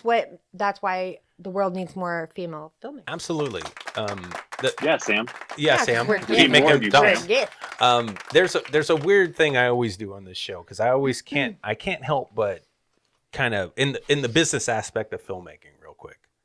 I always kind of relate back to my real estate career. It's okay, Chuck, you'll be fine. It's just pneumonia. You'll be fine. Brush it off like Luke Skywalker on your shoulder. I'll be at work tomorrow morning. You're fine. No, there's when I always talk about real estate, you've got to sell yourself, and then you have to sell your services to people, right? Yeah. In the same way for filmmakers, you kind of do the same thing. We're not Hollywood. We don't have the money to go out and just market and splatter our shit everywhere. But we don't want to be Hollywood. No, we don't. But so the only other option is to go out there and do the footwork, right? Right. And meet and talk with people, like she says, with film festivals or whatever your niche is, whatever way you do it, doesn't matter as long as you're doing something. So I think about what you said about female filmmakers. Now, if I go back to real estate, the biggest earners in real estate, the people that sold the most houses were women. Well, I mean, you guys need to realize. And I'm not saying this to give you a big head, Sam. Well, okay. I'm just saying in general, it makes sense because, like you said, they're nurturers, they're homemakers. So people feel more trusting with a female. They really do. Men are salesmen. You know what I mean? They're just like these guys that are just going to try to trick you and manipulate you to buy something. That's the truth. But with a woman, you don't feel that way. Plus, they're really you pretty. Really don't. Women so are really I hope. Pretty. But then I'm curious, like as a male filmmaker, Yes. How does that make you feel? Are you frustrated by that? Because I feel like we hear so many disadvantages for female filmmakers, right? Like, Right. Oh yeah. You can't do this, you can't do that, blah blah blah. But like as that conversation is not had, that there are disadvantages to being a male visual artist. You never feel sorry. Never feel sorry for a guy. No, I'm girl. curious We're too old. I'm It doesn't curious how matter. that makes you feel, though. Is No. that frustrating? Not or at all. Is that just like I've accepted this? Not at all. I think that's the balance that's needed. Yeah, it is. Absolutely. Chuck, what were you gonna say? Go ahead, Chuck. Sorry. That's exactly why I love our group, because we have men and women that work together with us to do what we do. Yeah. Because if it was just Aaron and I making movies, they would suck, and they need me. This shit ain't gonna work. Period. They need me. Well, I mean, it may work, but it's not gonna come across right. Yeah. You need it me. would suck. It's terrible. Like, dude, don't do that on video. It's no, gonna let's be on be YouTube. honest, You know though. that. Let's be honest. It's important. It's a balance that we all need. No, it's true. So, Aaron, yes, you have a vagina, but is your vagina big enough? Is your vagina good enough? No, it's really Is your tight and vagina small. enough? No, it's not enough. Can we stop comparing yours and Aaron's vaginas? She can't help it. This is She the way I loves wanted it. the show to go. She fucking loves it. She can't help it. I'm just There's saying, your testament to collaboration. Yeah. That's right. Right? Male, female, whatever. Like, you get creatives together and good things happen. Yeah. Period. You need vaginas. The point, it's huge though. Carly, Sam, Your vagina's huge. Yeah, it's a big deal. It's a big deal because I think you're onto something there. Yeah. With female filmmakers. Sure. I mean, the voice is going to be heard more. Yeah. And I'm not just saying that because I'm a guy trying to get people to think. He might be a guy trying to get for laid, women. but anyway. No, I'm not. I'm not saying that. It makes sense. If it makes sense, I'll trying say to get it. laid, and we need more female filmmakers. Yeah, No, it's true. your perspective is great, and your film is a testament to that. I mean, Yeah, I it honestly, is. I'm a guy, and I watched it, and I wanted to bawl my eyes out. There's magic So there. I was like, "Fuck, this is badass." Carly ain't fucking around. No, there's No, magic. you There's put- magic. Yeah, you were able to get a story out of a couple people that is amazing. So Yeah. congratulations. Yeah. I can't wait for Suck, people girl. to see this. It's really so that good. excited to put it out. in You the should be. world. Ooh. You should be. Oh, Chuck, go ahead. Chuck? What do What? you got? I had a thought. Oh shit. So Uh-oh. I wanted to ask you. I was watching stand up, Mhm. and halfway through there was a little incident No spoilers. between the two paddle boarders. So, did Kristen originally have a camera on the front of her paddleboard as well? A little Because incident. all the footage comes from Janine's, Right. and I know that Kristen kind of Wait, I feel like Kristen isn't the right name. Erica? Erica, I'm sorry. Okay. You're fine. You got pneumonia. You're fine. I was super confused. Blame the pneumonia. It's on pneumonia. Erica. I'm sorry. If you're Yeah. listening to the show, sorry. No, did Erica have a camera originally on the front of her paddleboard as well? She didn't. No. Okay, so it was only one. She didn't. No, Okay, so I was only one. wondering, as a filmmaker, I'm watching and I'm like, wait, when Erica had her boo-boo, did she like screw up Kill the camera? I think I know exactly what you're talking about. No, and the 360 cam on the front of the board was a really interesting decision-making process for but us. good job. We knew that there were going to be moments in these 48 hours that we would not be able to capture. We would not be on a boat, on land, blah, blah, blah. So, like, obviously GoPro popped into our mind, but we were like, we want to be able to see the lady and the orca that pops up right in front of them if that's going to happen. Right. Which is why we went the 360 cam route. I had never worked with a 360 cam before. And then you have the battery and the life of it. How do you keep that charged? Right. So we actually built this little battery pack system that went with it and changed out the battery whenever they had land stops, or we could chase them down with our van. Yeah. But the whole situation was like conniving. How do we have card space and how do we have battery space? And we built like a little case for the battery pack, had the camera wired to a battery pack, did a lot of test runs, just running the camera overnight, seeing how long it would run until it died. What is the point that we need to change out that battery pack? What is the point that the card gets full with 360 cam footage? And then kind of plotted that out for how we were going to do that. And then you have to keep the damn thing dry. So it's like, how do we get that rig so that we don't get salt water in one of the plugs? Right. And that was a whole like 3 days beforehand. We were trying to figure this out and test it. Had never run a 360 cam before. The shots that you got, girl. Oh man, I'm so that cam. And then I had to go through 48 hours of footage, right, as an editor, and then everybody else is just like, hey, have fun, can't wait to see your movie, and you're sitting there with how's the edit coming? 800 hours of fucking footage. Just like, this is fun. I would honestly just put it on in the background and listen for moments more than I'd watch. For them. Right. Because after about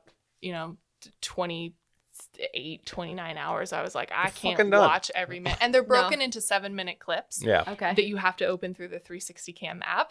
Thanks, GoPro. Okay. For fuck's sake. So you're going 7 minutes at a time opening it up. And then you have to export it to get it into Premiere. Yeah.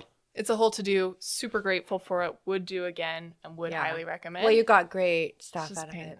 You got great stuff out of it. That was my favorite.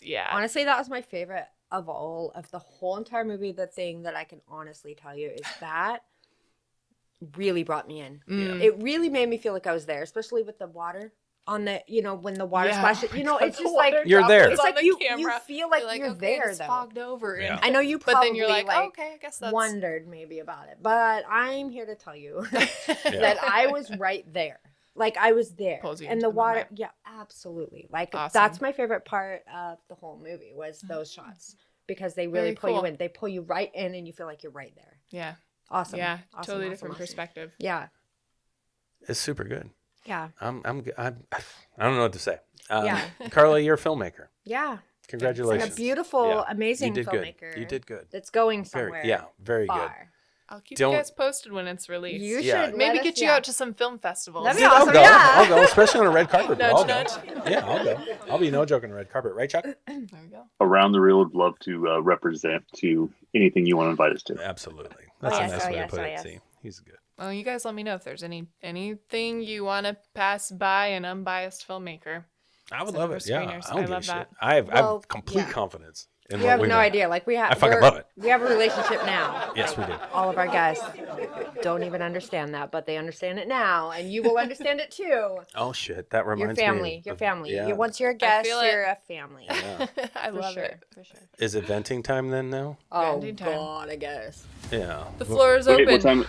Hey, hang on. Let me check my microphone and my speaker. Oh, you're gonna. Ladies and gentlemen of the audience, if you want to shut your. Damn, I still have 50%. Okay, go ahead. You still have 50%? No, we'll make it quick. Aaron's moment. Well, no, Aaron's venting moment. It's Aaron's not on me. Is there a drum roll in here?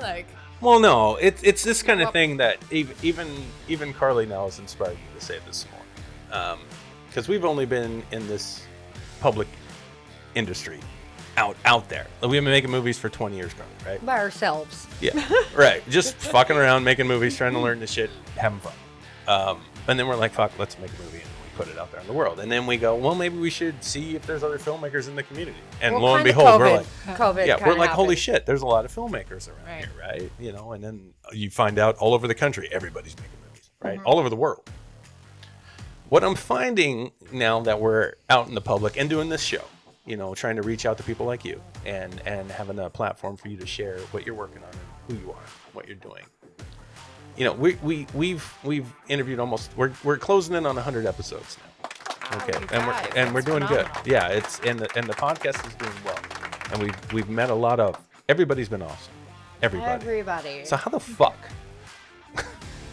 do us three able to meet all these different people and get along with all of them, and then you see filmmakers out there fighting with them? Oh, they can't get along with each other. That's the problem I'm having. And we're like, stop it. We've met all of you. And I highly doubt on a podcast called Around the Reel that people are going to come into our homes, Charles. Yeah. In our studios, in our homes. Our homes. And lie to us about who they are. No. I don't think that's possible. It's possible. It's possible. But they don't usually get a chance to leave. But you can't. We have noses for bullshit. You know, well, we're not kids. We're not kids, and we can tell. And not one person was full of shit on this show. No. Not one. No. Not one. I feel like we got the real deal with people. Yes, exactly. So we've had a slew of a huge cast of people on this show, right? Yeah. If we were making a movie, we had 100 plus people. Oh, if we were making a movie, we got a great freaking movie. Right. No kidding. Right. Hollywood, watch out. How do we get along with everybody? How do we do that? Why are we all so connected? How are we all able to communicate and have a balance? Good time? Maybe that's if someone hates one of us, you know, there's two others. we throw them off. Do we? How? Like I said, coming on our show is like having a conversation with a paranoid schizophrenic. Literally, though, like we're three multiple personalities. Yeah, I was not forewarned. At the same time. Yeah, sorry, Carla. Sorry, we don't. Peter was supposed to tell you. We don't forewarn. You're like, just welcome. Yeah. Come on in. Please come to my home. Would you like something to drink? I'm not saying that I know any. I don't know any. I don't know shit. We've only been doing this none for of a us little really while. know. No, we don't know shit. But we're trying to learn. But I do know that something bothers me about how people are talking shit about other filmmakers. If you're a filmmaker, and I don't care if you're just starting or if you're a badass, and you've earned so much money, if you got a great movie that's out and it was a theatrical release, or I don't give a shit. Whatever you are, you're a filmmaker. You're trying to do something. I can't stand that other filmmakers are out there talking shit about somebody else that's trying. Now, I get liars. If you're lying about something and you're manipulating people, by all means, lying. Call those motherfuckers out all day long. I get it, because that's bullshit. That's bullshit. You should not do that. I don't at all want that to happen to anybody. No. And if you do run into somebody that's doing that, you should call them out. Change the fucking channel. Yeah. Change the channel. Just move on. Yeah. And know that that's someone you never have to work with again because they're full of shit. Okay. Weed out the garden. True. That's all I want to say. Just weed out the garden. Sooner or later, we will all see that person for who they are. You know, that's the way it is. But in the same time, if there's filmmakers out there trying their ass off to make something, and you've got actors that are working for free or volunteering their time or being paid, you know, regardless of the fact, if you agree to do a project, I honestly think you should stick that out. Whatever way you decided to do it, whether you're getting paid or not. Complain about because you agree. On microfilmmaking budgets, you know, everything does not go as planned at all. Not at all. Yeah, never does. Never does. We wanted to release the GPO in December. We have to push it to January now. Right. Well, and I had to stalk somebody. I had to stalk somebody to get them in there. Like, you gotta do what you gotta do. It happens. Yeah, it happens. It's unforeseeable. Yeah, it happens, and you don't know what's gonna happen. No. But if you're working with a crew of people and you volunteered or you're getting paid to do that, you stick that fucking shit out. You try to figure out how to help them finish this film. Yeah. I mean, you're a part of the team, so why the fuck would you bitch about something not happening? Where are you at helping? Are you helping? Where are you helping? Right. Are you helping get it out? Because it's hard as fuck. It's not easy, man. And I don't think a lot of these filmmakers are going out there with ill intentions. Now, some may be. They may be lying. I'm not saying that everybody's being truthful, but if they're bullshitting you and you're in this industry for all, you better smell that shit out in the beginning. You can smell it. If they're full of shit. Ask some questions. Talk to people in the community. Make sure you're dotting your I's and crossing your T's and all that shit before you jump into something, because they're making some idea up and they haven't even got a fucking crew yet. Yeah. And filmmakers, if you're going to go out and start trying to gain a cast for a film, make sure you have a team of people that you already know are going to be making this movie with you before you go and get people excited about an idea you have because you wrote a script yesterday and it's ready to go tomorrow. And then all of a sudden you're telling everybody. And understand that That's some bullshit. of these people have managers, they have agents, they have people that you have to go through to actually... Yes. Yeah, it's not right. It's not right to do. Yeah, so, no, it's not. Get a team. The last thing I want to see is a filmmaker going, I got this movie idea. Okay, now I'm looking for, I got my cast already, but now I need a DP, an AD. I need this. I need that. I was like, motherfucker, what? You should have all that ready before you even start talking about this stuff. I think there's definitely a degree of education too that's lacking for anyone who is just getting started in the industry. Yes. And that can turn into being a little bit of a glorified dick about different things. That's correct. Absolutely. And I like glorified dick. I'm going to call this episode Glorified Dick. It is a with glorified Carly dick. Bessel. Yeah. Seriously. That's a great point. Well, we spent enough time talking about vaginas. I know, honestly. Like, we might as well. And There's Aaron's never really big vagina. we can always talk about that on the show. It's fine. Continue. But there's whose definitely glorified a dick degree... is it? Oh, God. What did I start? I know. Did I even ask? There's definitely a degree of education, though, right? Yes, yes, for sure. And that might be a really steep degree where Yeah. you are just, as a filmmaker, director, whatever part of the crew you are, you're busting your ass to make sure this person learns things, and for you that can be taxing, or sometimes it's just a misunderstanding. But there's education, and then there's being glorified dick, and there's just that personality almost. Well said, Carly. Very well said. Yeah. Very well And said. your education is not necessarily your schooling or what you know. Sometimes your education is life experience and knowing when to, I don't want to say shut up. My dad always said that. Never pass up a good opportunity to shut up. But that is one of those things. It's like, you don't have to always talk about everything. You don't. Sometimes you just got to be quiet. Get some things figured out first. Ask some people quietly, how do I figure this out? How do I move to this step? This is the thing, too, is that those of us who understand that this industry requires, a lot of people help me to get me where I am. A lot of people, and they gave their time and they gave their energy and whatever else they gave to me so I could learn this shit. So I do give that back. Yeah, totally. Right. But you do have to realize that some people are worth giving that to and some people are not. Mm-hmm. But you'll get it right away. I mean, it's pretty clear. I mean, the people that are phonies, they stick out like a sore thumb, and that's the thing is phonies. They do. They You're do, right. and they're phony. Phonies. They're just I get phony. It. Yeah. They're bullshit. Yeah. They're full of shit. And you'll know that, guys. You will. Everybody out there, I don't care if you're acting, if you're in a crew member, if you're a director, writer, you will know the phonies. Yeah, you do. And everybody else should recognize them if they have some kind of antennas on. Or if they're should know ask this, all the so. questions. Yeah. Ask questions. Yes. And it is frustrating when other filmmakers tear other filmmakers down. It's so sad. With, like, it's horrifying. any industry. We talked about this in the film with like other females tearing other females down. Yeah. It's like, what are you trying to accomplish What is that here? about? What is like, is that your wave? I don't know. What are you trying to accomplish? Right. And it's just not conducive to anyone, and it's not conducive to the industry. It's It's not. frustrating. It's sad. Be nice, people. Yeah, be fucking nice.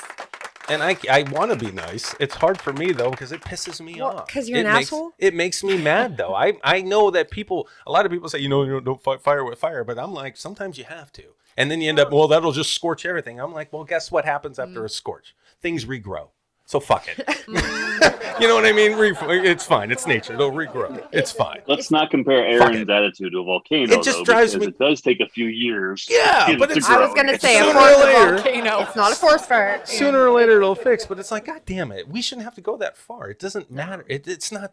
We're making movies. It's an imaginary thing. Besides documentaries, it's just an imaginary place where we go play. Yeah, but just anyone who thinks that they can do it all alone is delusional. Well, yeah, I don't Period. understand, and no You're one delusional. can. No one can do that. Well, here, I'm going to talk real for a second because that's what we do on this show. Yes, so, Absolutely. 20 years ago, my buddy decided he wanted to make some movies with the kids and said, "Hey, Chuck, you want to come over and play a bad guy?" Oh yeah, that was me. Wait, was that Santa? No, that was me. Oh, that drunk was me, Santa? Because I got a camera. I was like, I got this DV Yeah, camera. No, so... I mean, was he playing drunk Santa? Come on now. No. He was going to play the bodyguard. Okay, anyway, in go on. So that's how this whole thing started. Yeah. And now go from 20 years ago to 16 years ago when Aaron and Sam got together, and we just had this conversation last weekend. Yeah. Aaron has been an aspiring filmmaker for the last 16 years. Correct. We make these little movies, and then we get together with some family events because we've all been family for so long. Mm-hmm. And he was like, "Hey man, did you show Grandma that movie we made?" I was like, "No, I haven't." I was like, "It's just a stupid movie we made. Why would I show Grandma?" Because Grandma wants And he was like, "Because it's badass." That's right. So for 16 years, Sam has been hearing Aaron talk about being an aspiring filmmaker. Hey, However, I had to remind Sam that as of 3 years ago, we have all been together now, creating a production company, moving in the right direction. So you can't hold Aaron, you can't hold that 16 years against Aaron. I know. Let's just back up to the last 3. It's hard not to. And make it real. But that's the same thing. So Carly, my question your on dream, this, dude. so when I reach out and cold call or hit somebody on Messenger, Facebook, or something like that, if I'm looking at an actor or a talent or somebody for crew, when I lead with them and I introduce myself to them, I lead with who I am, what we do, and then I send them a copy. I send them to our website for Seasons Entertainment Group. I send them to our IMDb page for our 2 current movies, our previous movie we shot, and then I hit them with our YouTube page to see all the stuff we've been. And then I invite them to be on our show Around the Reel for all our And then it's all, it's all crazy. And then Sam's like, "Jesus, stop inviting people to the show. I'm trying to schedule." That's where I think the disconnect is for a lot of our local talent and a lot of our local filmmakers, is they miss that aspect. When we had the opportunity to work with somebody above us, we didn't believe it. We Googled the shit out of that. Oh, yes, we did. Yes, we did. Did our research and then some. Yes. So that's what I'm telling everybody, is if you're not sure about something, do your research. Do your research. Your don't blow somebody up until you've done the research. Yeah. I agree. Don't accept what anybody says until you do the research. I agree. And it's sad because I like to take people at face value. I like it to believe what people tell me. So I'm so bad at that. It's ridiculous. But at least I have these guys to balance me out because they do all the due diligence that I don't do because I just believe people. Yeah. I take them for their... Well, because I give people what I give people is what I am. And so I always just think like that. I don't know why. But I just expect that people just give me what I give them. I just do. Yeah. There's nothing wrong with that. There's nothing wrong with that. Go into it thinking that. Yeah. And that's my bad. And everybody's going to get everybody's back on a team because no one's got 100% full throttle on every avenue of who they are. No. There's weak spots. There's weak points. Even the Death Star had a fucking weak spot. You know what I'm saying? We all have one. So that's where everybody else kind of fills that gap. And see, Carly wouldn't be here if it wasn't for me because, is she coming to you guys? What? Why wouldn't she come here? It's creepy. It's not creepy. Dark room. He's not even here. He's at home. He's got pneumonia. Just say you need me because you do. Oh, that female comfort. No, you do help. You do help. I mean, I'm just saying. Welcome to Kidnap County. Yeah. Well, it would be if I was here. Be like, what is going on? I don't want to go in a dark room these 2 days. But Carly's a prime example of what I'm talking about. Before we end the show, we wouldn't turn the lights off until she was in the room. Oh, okay. Sorry. Yeah, that's good. No. Sorry, Carly. That's Chuck. That's why he's creepy. This looks nice. This looks cinematic. This looks like a presentation. If I turn the lights on, you're going to see a shiny ass head, all kinds of glare. Yeah. Pneumonia floating over your head. That's all bad. I know. Just a cloud of pneumonia. At least it's pneumonia. And I don't have COVID. And C. diff on the floor. So sorry. We're not talking about every ailment I've had for the last year. It's fine. Anyway, all I'm saying is this would be a podcast without any chicks if it wasn't for me. Fair enough. Fair enough. But that's the thing. We're sitting with Carly today, and she's a fantastic filmmaker. Phenomenal. And she's just getting going. I mean, she's got a career in this. Yeah. If she pursues it, she'll have it.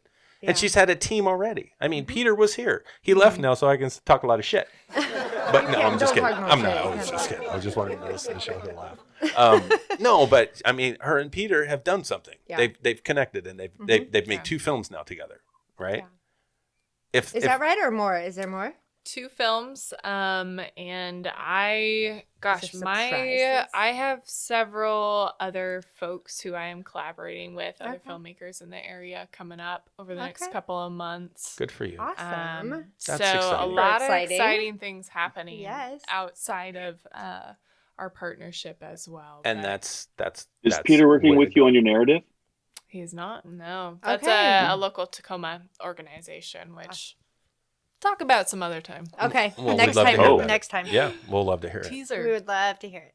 But you're open to collaboration with others. Totally. Yeah, I love it. And it's so refreshing to, again, not be in your little studio all by yourself trying to be creative. Creativity does not thrive in a corner or in a room. And even those of us who are creative and create something by ourselves, we still need people to tell us. You need people to tell you when is it any good? Is it good? Is it terrible? What can I do better? Right. And you need other people, and you do. Could do it by yourself, maybe, but it wouldn't be fun. No, but we're entertainers.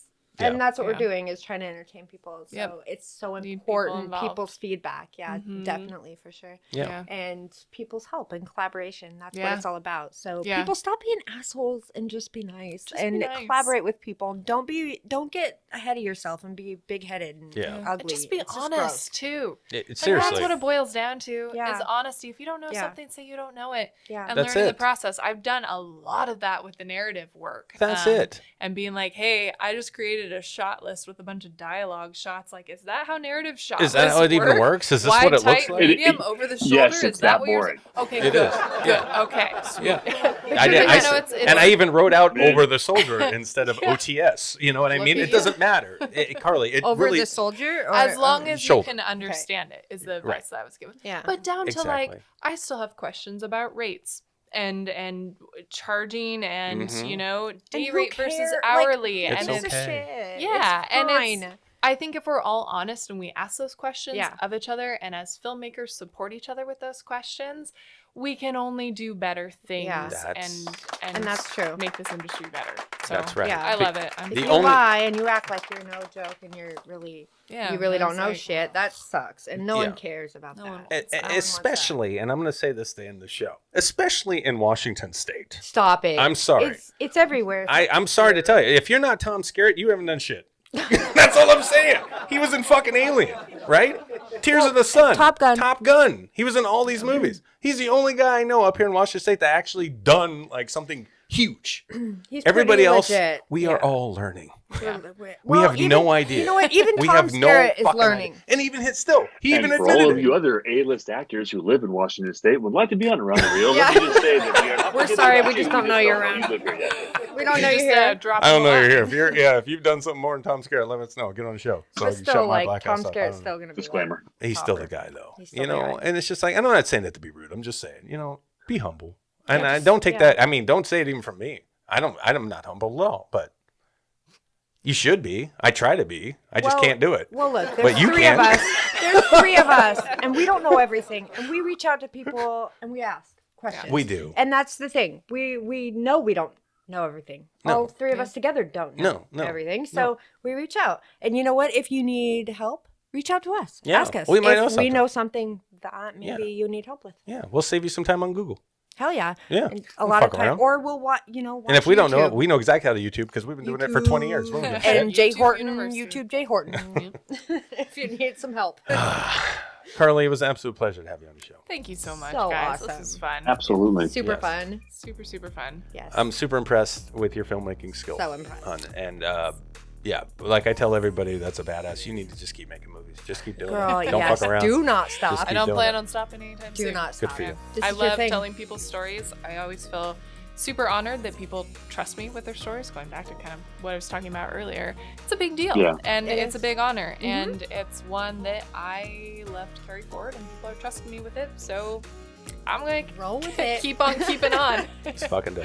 Do it. Where can people find 700 Feet Down? 700 Feet Down is available on Amazon and Apple, but if you hop over to Tubi or Vudu, you can stream it for free. There you go. Nice. And there you go. Stand Up, our next film that we were talking about, will be, hopefully, fingers crossed, hitting the ever so popular film festival circuit. Coming up next spring, summer, I'm assuming, is when we're going to see it out there. Okay. We're also working on some local screening opportunities and just ways to gather people safely during this weird time, but also have those discussions and get things going locally and get it out into the world. Yes. So stay tuned.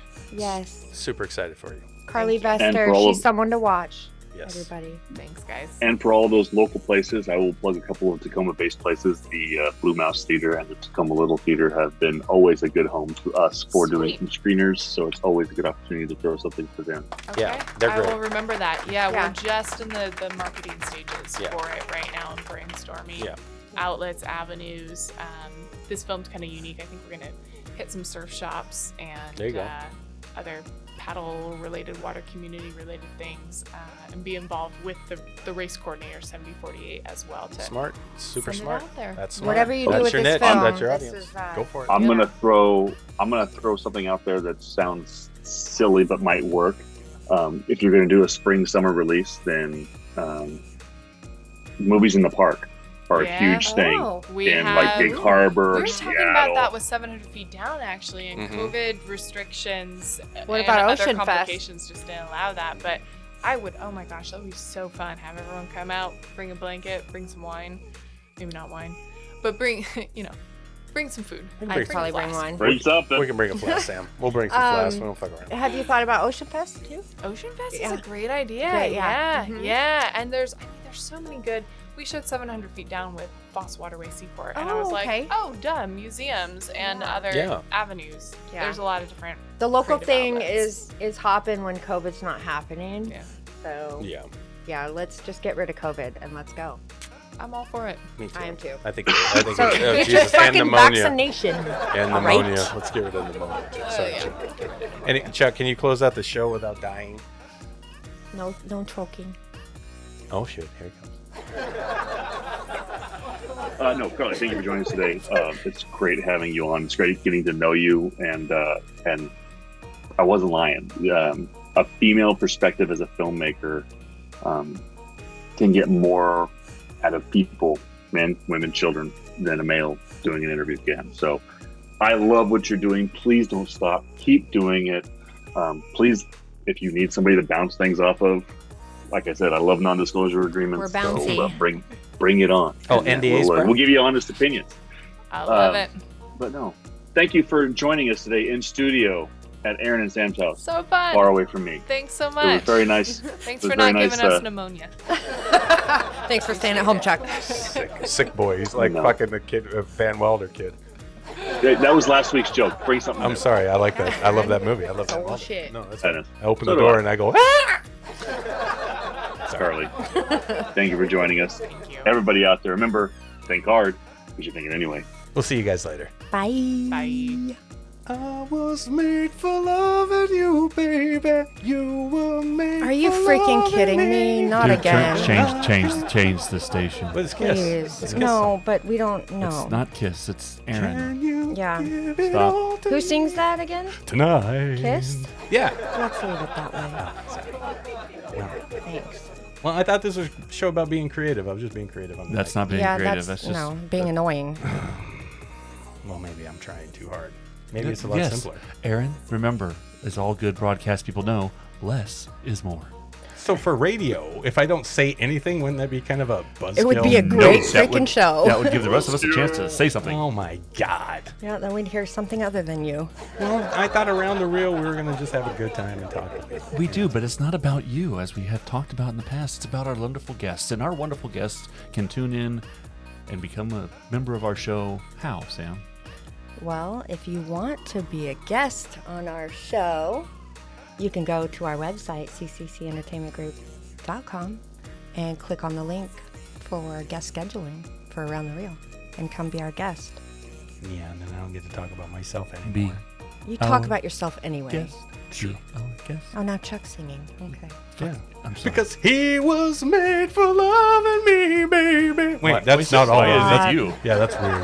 No. I sang that wrong. Yeah, Oops, sorry. he was made for loving you, Aaron. Just remember to keep tuning in. And I wasn't. Because next week, who knows what's going to happen. You never know.